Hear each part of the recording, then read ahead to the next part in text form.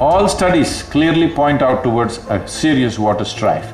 Water strife will naturally transform itself into a civil strife. Before I fall dead, let's fix it to whatever extent we can so that future generations don't look back and see we were the most irresponsible generation ever. The United Nations studies say, if you plant 1 trillion trees on the planet, the entire climate change process can be reversed in about 12 to 15 years' time. We are talking about planting 242 crore trees in the region. Please stand with us and make this happen. Anybody here has any proof that you are not already in heaven and making a mess out of it? If you have decided you want to live in a loving world, a joyful world, that must be throbbing within you every moment. Let's make it happen, huh?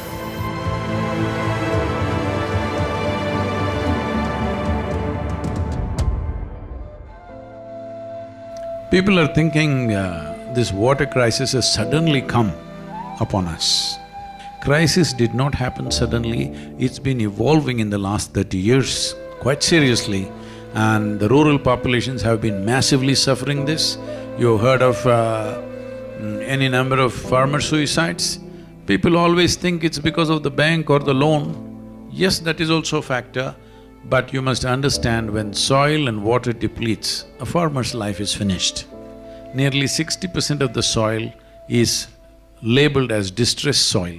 That means we are moving to a place in another 25–30 years' time, we may not be able to grow the food that we need in this country. Whatever plans we have, whatever great infrastructure and businesses we are building and science developing, but when there is no water and food, the level of civil crisis that will happen will demolish the nation in many different ways. It is not far away before those villages and rural areas where water is completely run out, those people are going to migrate in large numbers into urban centers. For them, there is no infrastructure, they will sit on the streets. How long will they sit on the streets when there is no food and water? They will break into homes. In next 8 to 10 years, you will see these situations unless we do something drastic right now. This is the time to really take action, and the action is very clear. It is established, well-established scientific data to show that every tree that you plant, in about 12 years' time when the tree is big enough, it will sequester approximately 38,000 liters of water.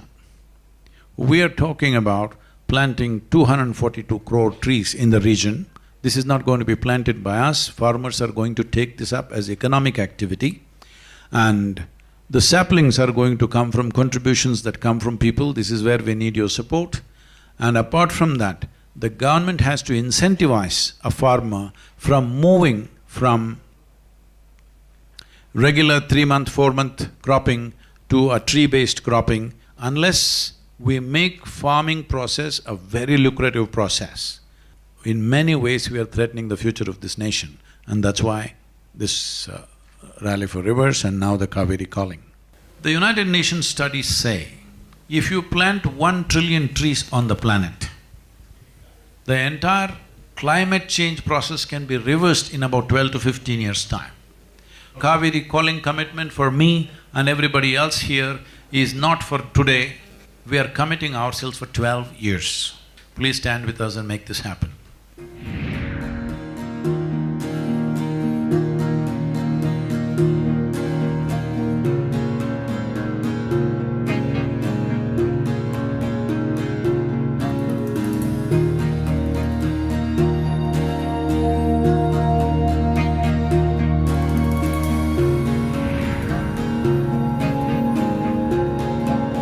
So first want to say it's a huge honor to be here on stage with you.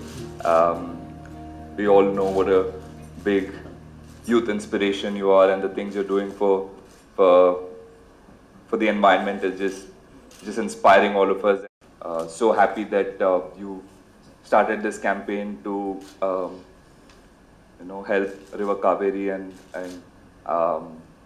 just want to ask you, how big a responsibility is it to revive a river, and how do you plan on doing it single-handedly? Without a large-scale people's involvement, this is not going to happen. Never before another generation has consumed as much as we have. So, I'm just thinking, before I fall dead, let's fix it to whatever extent we can so that future generations don't look back and see we were the most irresponsible generation ever. So many of us are unaware of situations, and can you throw some light on how this has happened and what we can do? The most basic ignorance about rivers is, people think a river is a source of water, or a well is a source of water, or a pond or a lake is a source of water. In a tropical country, it is not a source of water, it is only a destination for water. There is only one source of water for us, which is the monsoon rain. Somewhere between 45 to 60 days maximum in a year, rain pours down on us. A huge volume of water comes down. If we hold it, then it flows 365 days. If we do not hold it, it will run away within the next 50 or 100 days. So what allows us to hold the water? The only and only thing is vegetation. This has been my main mission across the world, including United Nations, our government, central government, all the states. We convince them, you cannot hold water in a dam, check dam, barrage, all these things. These are all okay for usage, but you cannot really enhance water like this. The only way you can hold it is by vegetation. We are 1.3 billion people, it's estimated by 2030 we will be 1.5 billion people. So there is too much pressure on the land, there is no way to increase the forest cover. The only other way is to go for agroforestry, that we use forests as a livelihood for ourselves. So right now, to assist the farmer to shift to agroforestry, there are a few things to happen. One thing is the saplings, large-scale development of saplings. Now to act, we are looking at taking in all the aspects. It costs about 42 rupees per sapling. In the first phase of 4 years, we need to plant 72 crore trees. If you can campaign a little bit. I'll do that. Whatever, I'm saying, whichever way you think is appropriate. Like this, everybody must do what they can. It is not a question of resource, it's a question of how concerned we are. This is not just Kaveri's problem. Only thing is, if we successfully demonstrate that you can turn the river around.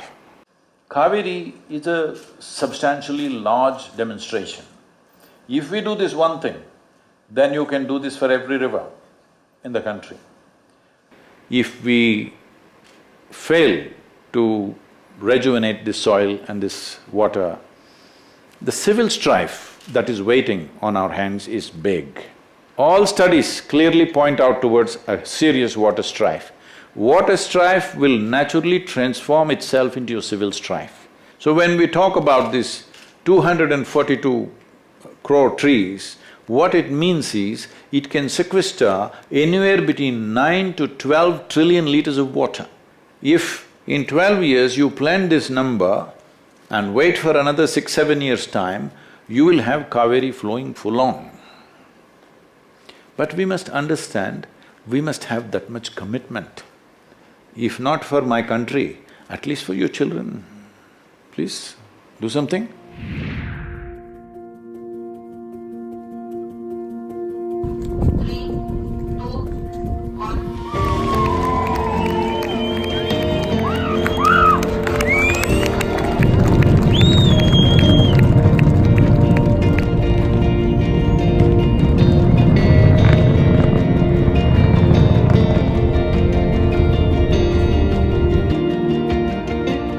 Good evening to everyone. I think a lot of them have been misled by the title Beyond Boundaries. They think you're going to hit a sixer or something. Well, aren't we? Well, today we're not talking about the ball going beyond boundaries, we're talking about you and me going beyond boundaries. If your body is dominant, you think, feel and act in a certain way because you think through your body, or your intelligence works for the boundaries of your body. So naturally, survival instinct will be the strongest dimension of who you are. When survival instinct is strongest, you always want to build a wall around yourself. When survival instinct is strong, you want to build a wall of self-preservation. The walls of self-preservation are also walls of self-imprisonment. What looks like protection today is imprisonment tomorrow. Now, the whole science of yoga is about breaching the boundaries of your psychological and physiological structure so that you imbibe more and more life. So after some time, the life that you are becomes more dominant than the body that you are, than the thought and emotion that you are. When your life becomes very significantly more than the psychological and physiological processes, if you sit here, you are a significant life, not necessarily because of what you do and do not do. You're just a significant life, simply by existence you're significant. Once it happens like this, effortlessly you can function.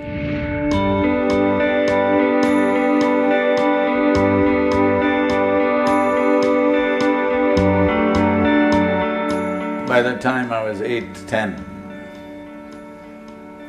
there was a cloud of 1 billion questions around me all the time. And I didn't find a single person who could answer a question straight. My thing is, I want to know what is true. I don't want to know what a certain authority said, because in my mind there's never been an authority of any sort for anything. And out of frustration that not a single question is being answered, I wrote very hard poetry to insult people. Unfortunately, all this 800 and odd poems got burnt, and it was in Bangalore that they burnt all my poems. Kaveri protests were happening and they burnt my car. Along with that, my 800 and odd poems and my observations about India's agriculture, which ran into, I don't know, several hundred pages, both these things and my lifelong collection of music, all these three things got burnt up in that car. So, yesterday we launched Kaveri Calling. It's really crazy that now I'm back here and we're talking about this. Much later on, when I figured out certain things within myself, then poetry became an expression of what is happening within me or what I see. So mystic poetry is only trying to confuse you. I know scholars are trying to draw conclusions, but it is only trying to confuse you so that all your faculties are up. That's all you can do in this life, that everything that you have must be up and alert. Then something may happen. If your antenna is up, something may touch you.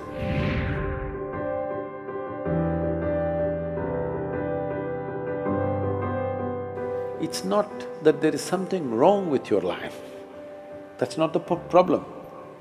The problem is, there is much more possible which has remained unexplored. In our lives, if we do not do what we cannot do, no problem. In our life, if we do not do what we can do, we are an unfolding disaster, isn't it? This is all we are looking at. Just to see that the right kind of tools, you can enhance the performance of this life to a higher possibility than the way it is right now. At least you could be more joyful, more peaceful, more wonderful to yourself and to everybody else around you. Possible or no? This doesn't mean you're nasty, this doesn't mean you're horrible. No, this just means there is room for improvement, because this is the nature of life. However we do it, there is a better way to do it, always. This is the most wonderful aspect of life, that we can always do it better. As we have created objective tools to enhance our activity in the world, we have to also create subjective tools to enhance our experience in this world. That's what we are looking at. That is what Shambhavi means. Shambhavi is a subjective tool with which you can enhance your life's experience. Shambhavi Mahamudra means just this: If you sit here, in your experience, your body is here, your mind is out there, what is you is elsewhere. Once there is a clear distinction between what is you and what is your body and what is your mind, this is the end of suffering. Anybody here has any proof that you are not already in heaven and making a mess out of it?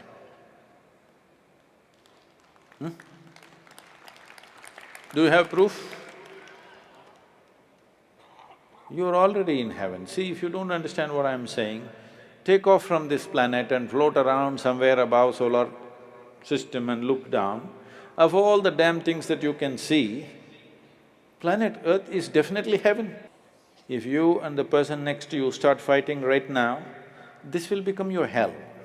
If you look at each other with some sense of appreciation and love for each other, this will become your heaven.